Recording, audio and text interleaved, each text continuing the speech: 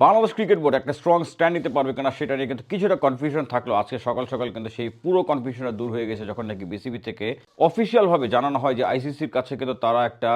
Official mail submit করেছে, যেখানে নাকি ক্লিয়ারলি তারা মেনশন করেছে যে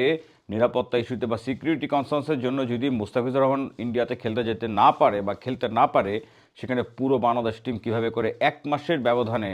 তারা ওয়ার্ল্ড কাপ টি-20টা খেলতে ইন্ডিয়াতে যাবে, কারণ বাংলাদেশের তো প্রত্যেকটা খেলা ইন্ডিয়াতেই রয়েছিল।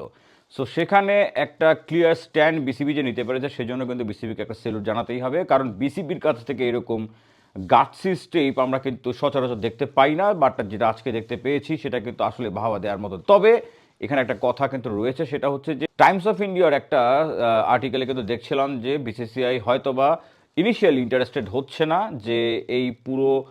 ম্যাচগুলো মানে বাংলাদেশের 4টা ম্যাচকে রিশিডিউল করে সেটা শ্রীলঙ্কাতে নিয়ে যাওয়া, সেখানে নাকি ব্রডকাস্টারদের সমস্যা রয়েছে বা প্রত্যেকটা টিমের জন্য হোটেল বুকিং হয়ে গিয়েছে,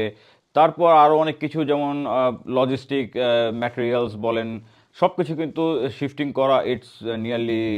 ইম্পসিবল। বাট এত কিছুর পরও আইসিসি কিন্তু একটা পজিটিভ সাইন দিয়েছে, যেটা কিনা আমরা গণমাধ্যমে দেখতে পেয়েছি যে আইসিসি একটা গ্রিন সিগন্যাল দিয়েছে এবং 48 ঘন্টার মাঝখানে আমরা জানতে পারবো যে বাংলাদেশের ম্যাচ কি শ্রীলঙ্কাতে শিফট হচ্ছে কিনা। Bangladesh cricket board clearly stand করছে যে ইন্ডিয়াতে গিয়ে কিন্তু বাংলাদেশ বিশ্বকাপটা খেলতে যাবে না।